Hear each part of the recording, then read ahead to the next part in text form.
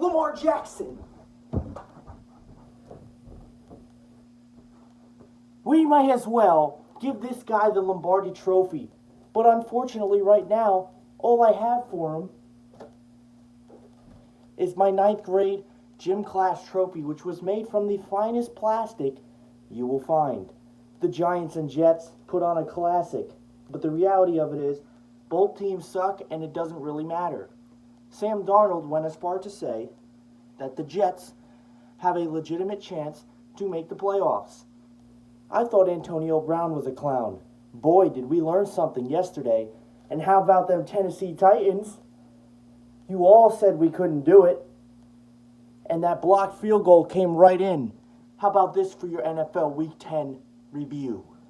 I just want to say something. Before I start this Week 10 review of the NFL, how many of you Jets fans legitimately think that you can make the playoffs? I'm sure there are a few of you. Now, here's the thing. One, the Jets have an extremely easy schedule in the second half of the season. It's not impossible, but the problem is that we're talking about the New York Jets. We're not talking about an average or above average team. We're talking about the New York Jets. Knowing the Jets, they will lose the next game. They will not even go on a 3-game win streak. They will lose the next game. The first game they have a chance to build on, they will lose. They will lose. The Giants and Jets put on a classic yesterday, believe it or not, and that's usually what happens. When you have two awful teams come together with nothing to play for except bragging rights, 9 times out of 10, it's usually a good game because there's nothing to lose. There's nothing to lose for either team, and you saw that in the game yesterday. The Dallas Cowboys, once again, showed you that they can do good things, but they are not an elite team, and I'm sorry. The 3-0 start, everybody was jumping for joy. They said the Dallas Cowboys are coming. They're coming. Yeah, it's the same thing every year with the Cowboys. They'll go on a 3-game win streak. Prescott will get a good game. Zeke will run well, and now Cooper will play well. But it's the same thing. It's the same thing every season. 3 games doesn't mean anything. They are not as good as people say. Will they make the playoffs? Maybe. Will they win anything? No. We're going to go over everything here. This was a wild week in the NFL, and we're going to kind of go over everything for this week. The first game is probably one of the most least exciting games, and if you notice this by trend, it is the Lions going to Chicago to take on the Bears. Anytime these two teams play, for whatever reason, it's the most boring and uninteresting game. And that's the first game on your Thanksgiving lineup in a few weeks. So, enjoy that one, because I feel like the 12:30 Thanksgiving game is the one nobody watches. They went to Chicago. Stafford sat this game with an injury, and it showed. The Lions looked like crap. The Bears, not much better. Trubisky had a better game, 173 yards, 3 touchdowns. Allen Robinson was a top receiver for the Chicago Bears. 2 receptions for 86 yards, and that was really it. There was no notable performers. There was nothing outside of that. 20-13, the Bears beat the Lions. Bears won't be doing anything, and the Lions are just there. Now, this game was a complete, utter blowout, and that was the Ravens going to Cincinnati to take on the Bengals. As you saw in the intro, Lamar Jackson, he did it a little bit better than I did, had a monstrous juke move that took 2 guys' ankles and led him to the touchdown on that rushing play. Lamar Jackson is a monster among men. He threw for 4 touchdowns against the Bengals, and he rushed for 65 yards of his own. The Bengals are absolutely hopeless. Despite all that, they had a good rushing day from Joe Mixon with 114 yards. But they elected to bench Randy Dalton. They elected to bench Andy Dalton, and Ryan Finley started, and he did garbage. I think he was 16 for 30 with an interception, and I don't know how many yards. Here's the thing. The Ravens demolished them in this game. They won 49-13. Here's the thing with the Bengals. If you have Andy Dalton, and the Bengals may be 0-9, and Andy Dalton may not be a franchise answer for the Bengals, but I'm going to say this. At the end of the day, Andy Dalton's not the problem. The defense is atrocious. This team is not good. They suck. A.J. Green's not playing. You have to do, at the end of the day, what gives you the best chance to win. And Andy Dalton, despite what anybody says, to me, gives the Bengals the best chance to win. We knew this was going to happen, but I still think they should go with Andy Dalton. That would be like the Falcons benching Matt Ryan, despite a better day yesterday. Why are you benching Matt Ryan? He's still one of the more... he's definitely an above-average quarterback. Why would you bench Matt Ryan? If your team sucks, so you're going to bench the quarterback. Doesn't make any sense. Anyway, Ravens demolished that game. Next game, the Browns are actually alive. For those Cleveland fans that are the few, the proud, the many. Baker Mayfield had himself a decent game. Let's not get carried away. He had 238 yards and 2 touchdowns, no big mistakes, and that's a first because Baker Mayfield likes to make a lot of mistakes. Nick Chubb continues his phenomenal running season with 116 yards. Jarvis Landry was a top performer for the Cleveland Browns. He had 9 receptions for 97 yards. Odell Beckham was silent again with 57 yards, again showing you why his guaranteed money is all that he probably cares about because he has done almost nothing this season. And at the end of the day, the Browns got this one. 19-16, Browns beat the Bills. The Bills have a good defense, but their offense is not strong enough to carry them into anything noteworthy in the playoffs. So that's where we go with that game. The Panthers and Packers. Now there was some crazy weather in this game, quite a snowstorm. And the Packers were hosting the Panthers at Lambeau Field, and Aaron Jones was back on the scene with 93 yards and 3 touchdowns running for the Packers. Devontae Adams also had himself a day for the Packers, 7 receptions, 118 yards. However, the Panthers made some noise as well. DJ Moore had 9 receptions for 120 yards, and McCaffrey continues his MVP-like season. He had 108 yards and a touchdown. The game ended with a goal line stand, and the Packers defense on Christian McCaffrey, who was just trying to get that touchdown. They would have needed a 2-point conversion to tie the game, but he was trying to get that touchdown, and I think for the second time this year, the Panthers lose a game via goal line stand. And the Packers win this game 24-16. They are now 8-2 on the season and continue their great football throughout most of the season. The Falcons and the Saints, which was probably the upset of the week, depending on who you talk to. This was an upset for sure, and this was a completely off day for the New Orleans Saints, who were home against the Falcons, and if you bought tickets to this game to see a blowout, you were massively disappointed. Matt Ryan had an okay day, nothing major, but nothing awful either, 182 yards and 2 touchdowns. Julio Jones was a solid day for himself, 3 receptions, but again, it's 79 yards on 3 receptions. Was okay, but he didn't do anything of massive noteworthiness. He had 287 yards, but no other stats to compare. Michael Thomas continues to show you why he is the best receiver, leaps and bounds in the league. 13 receptions, 152 yards. The Falcons smoke, and believe it or not, that's what it was. They smoked the Saints 26-9. I believe this is just an off day for the Saints. No need to hit the panic button for anything. The Falcons have nothing to play for. Despite all that, they still won this game. And like I said, doesn't mean anything for the Falcons. The Saints is an off game. Now, if they start losing games consistently, then that's where you get worried. But again, it was just an off day for the Saints. Don't hit the panic button. They are still there. The Giants and Jets. The Giants and Jets. There's somebody had to win this game, right? And it was the New York Jets.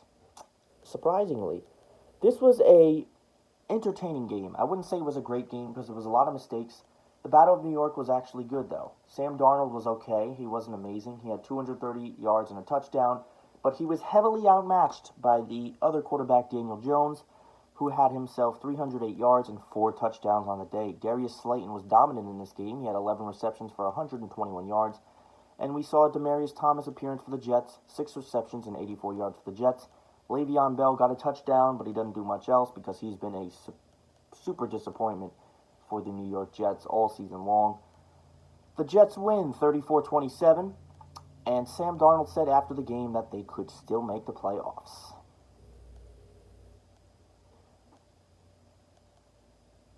Sam Darnold said they could still make the playoffs. Okay. For the Jets to make the playoffs, they would have to win out. They would have to win out of the season. And first things first, we all know the Jets aren't making the playoffs. But they want to give their fans the idea that this was some turning of the right corner. some good deed. But I know it. We all know the Jets are not going to win out. Um, Here's the thing. They have an easy schedule, but they're the New York Jets. They're going to give their fans this idea that it's a cornerstone and it was a good. It's nothing. It's nothing. The Jets will not win out. They won this game. Congratulations to the Jets. They remain relevant in New York. Both teams suck. They're awful. Pat Shermer's days are numbered as a Giants coach. I can't imagine him being a coach that much longer. Next game, Cardinals going to Tampa Bay to take on the Buccaneers, and the Buccaneers were able to edge this one out. Winston threw for 358 yards and a touchdown. Mike Evans had himself a day, 4 receptions, 82 yards. Kyler Murray had 324 yards, and Christian Kirk for the Arizona Cardinals was the top performer in this game. 6 receptions, 138 yards, and a nice 3-touchdown day for him. The Buccaneers would have won this game 30-27. The Cardinals continue to play better than they have to open the season. They're not a playoff team, really, but I think that if Kyler Murray gets the right talent around him, and Larry Fitzgerald made a nice catch in this game, by the way, if they continue to build around their talent, the Cardinals could legitimately, in a short period of time, be a much better team. Their defense needs to get better, but just in general, the Cardinals are a team that is clearly not there, but you can see with the drafting of Kyler Murray, that was a great move for them, and he's been doing well for the Cardinals in this. The next game was my favorite game. Why was it my favorite game? Because I'm a Titans fan, and it was probably one of the best Titans games in years, all around. Maybe not so much all around, but it was just phenomenal. And the craziest thing is that I was watching this game, and I stopped watching. I literally missed. I would have been going bonkers if I seen the end of this. The Kansas City Chiefs, Mahomes was back in it for the Kansas City Chiefs, and they were coming to Tennessee and Nashville to take on the Titans, who have been getting some wins under Ryan Tannehill. This was considered a miracle win for the Titans. Mahomes snaps in his first game back. He had 446 yards and 3 touchdowns. Tyreek Hill does what he does, the most uncoverable man in the NFL. 11 receptions for 157 yards. Tannehill wasn't fantastic, but he did what he had to do. 181 yards and 2 touchdowns. Henry ran like a bull in a china shop. 188 yards and 2 touchdowns. Phenomenal day for Derrick Henry. The game ended. It was a late touchdown pass to Adam Humphries. The Titans went down the field on 4 plays. I wish they could do that more often. Got a touchdown and took the lead 35-32. The Chiefs made a couple plays to move down the field. They were going for a 52-yard field goal to tie the game against the Titans, and Ryan Taylor blocks the kick. Unbelievable. And the Titans win this game 35-32. I love it. I like it. The Titans remain relevant. We're 500. We're 5-5. Not exactly how I want it to be, but I will still take it. Kansas City is now 6-4. They're going to have to do some more things to figure out what's going on. They're still going to make the playoffs. They're still going to win the division, but they were going to have to see what happens. Patrick Mahomes was great in this game. He was down an issue. He is coming back from that injury. He's doing fine. The Titans will have a bye week next week and then play the Jaguars, and hopefully will look to be a turn of events from the first time we played them, and they murdered us on Thursday Night Football. Great, I love it. Let's see what happens. The next game, if there's any team that misses their quarterback with an injury, it is the Indianapolis Colts, because, my God, Jacoby Brissett did not play this game, and they desperately needed him. Brian Hoyer did absolutely atrocious. Shame on him. He had 3 interceptions thrown for the Colts, and that's enough said. There were no top performers in this game. The Colts were victorious against the Dolphins were victorious against the Colts 16-12. Nothing means nothing for the Dolphins, but it shows you a lot for the Colts. They need Jacoby Brissett, and they need him. They need Jacoby Brissett. So we'll see what happens, but, like I said, Jacoby Brissett is needed for the Colts, and if his injury which is ruled week to week, continues to be anything more than what we anticipated, it is going to be a problem for the Colts as well, and they can quickly tank and not get that wild card spot, which they will be striving for because the Texans will win this division. Rams and Steelers. The Steelers are looking like they're building some momentum.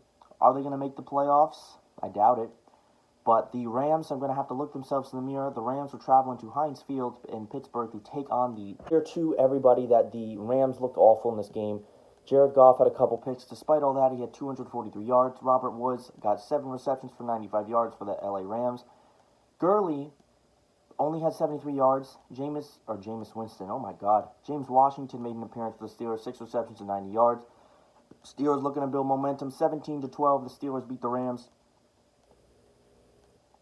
This is going to be they're going to have to look themselves in the mirror, the LA Rams. I think that they are, they'll still probably be, it's really hard. I don't know if they'll make the playoffs. I really don't, because of the NFC is so stacked. And you know that if San Francisco wins the division, you know damn well Seattle's going to get a wild card spot. And same thing if Green Bay wins the, oh no, that's AFC, I'm sorry. No, that's NFC. If Green Bay wins the NFC North, that you know that the Vikings are also going to get a playoff spot as well. So I feel like that it's starting to look really shaky for the LA Rams.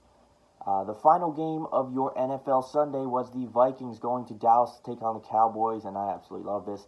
I was at the New York Knicks game last night. I know, pray for my soul. It was a fun time, as always, despite us getting blown out. Prescott had himself a day, 3 touchdowns, 397 yards, and Elliott was quiet and outdueled.